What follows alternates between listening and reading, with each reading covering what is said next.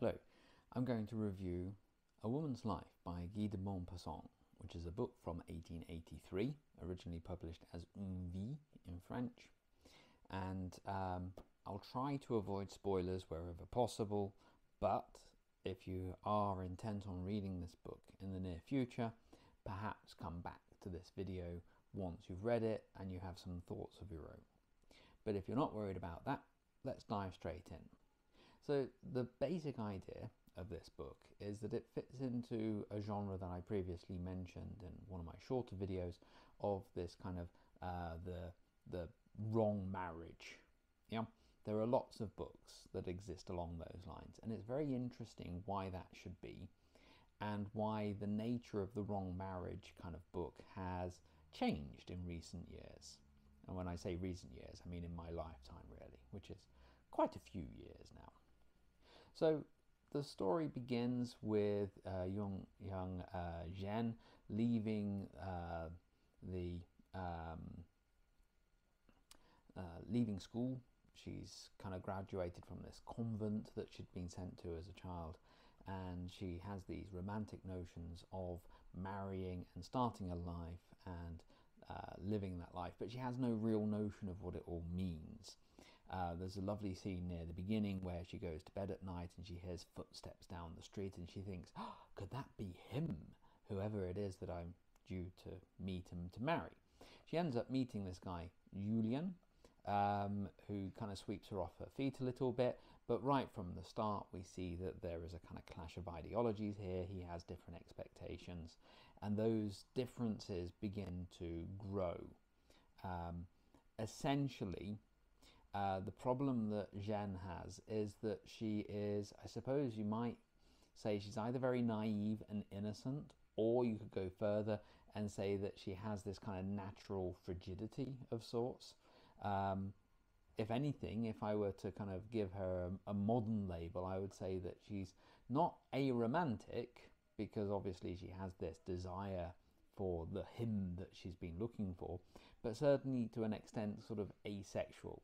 She's put off by the sex act and she doesn't like what happens with her. Maybe the first experience of it don't really work for her, but it becomes something that she abhors.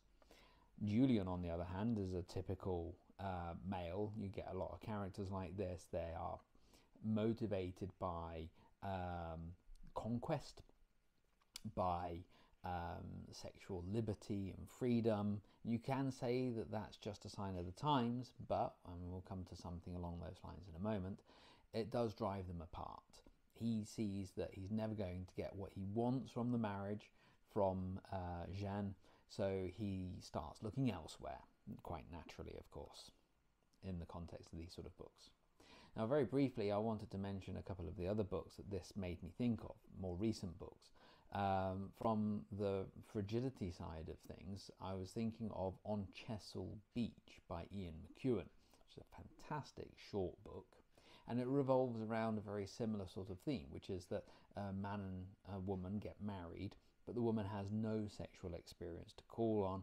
They both kind of approach their wedding night with fear and with worry, and naturally things go wrong. A good counterpoint, though, comes in one of my favourite books of recent years, which is Traveller of the Century by Andres Newman. Absolutely love this book. I know that this is not the book for everybody, but I absolutely love it. It's quite a long book, and I remember it did take me a while to work through it, but it's kind of, there are connections really, and one of the most stunning connections for me was the fact that yes, there's a romance like this at the heart of it, you know, this old-fashioned boy meets girl sort of thing, but it turns out that the girl has had a lot of sexual experiences. She knows what she's getting involved in, she has preferences, she has knowledge to draw on, and it does lead to her having a much more satisfactory life, and the male protagonist as well.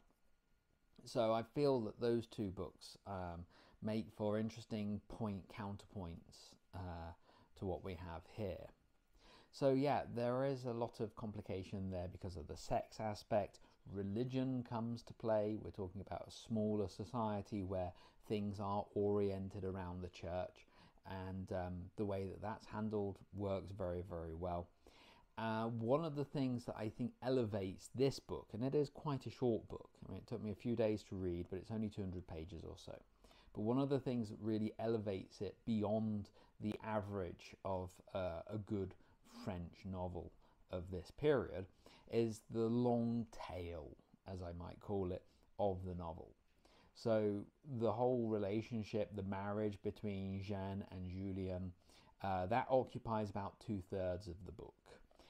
One of the things that is very interestingly avoided, I was kind of expecting it, having read Tolstoy, for example. I expected that Julien would be a gambler and would run up a lot of debts. That doesn't happen. He's actually more of a tight-fisted sort of character, one who doesn't want Jeanne to have control of the finances, and he is pretty horrible that way. But when that part of the story reaches its conclusion, the story itself continues, as it's kind of suggested by the title, A Woman's Life. It's not a woman's marriage, it's a woman's life. So there is issue from that marriage. The son grows up, and for the last third of the book or so, we see the relationship between the son and the mother. The son is all that the mother has left, and it becomes really kind of claustrophobic sort of relationship. He doesn't get the freedom that he really needs, and that it is really a case of arrested development, and everything that kind of follows on from that. Kind of, you look back over the first part of the book and you think, well, okay, I had a lot of sympathy for Jeanne at the start, but now I begin to feel that my sympathy is dissipating somewhat. I kind of see things a bit more from Julien's side, and there are other echoes of that throughout. You know, this question of Julien's inconstancy, his betrayal almost of Jeanne.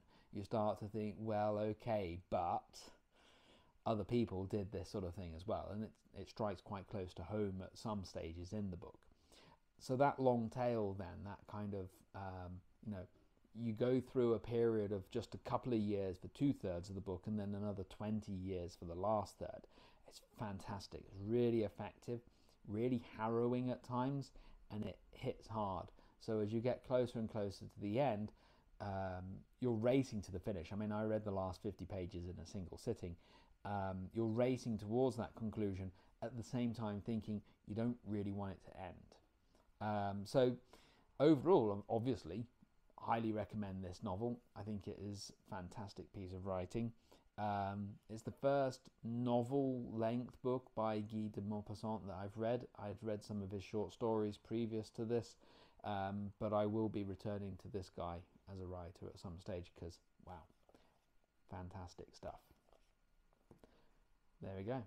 Thank you very much.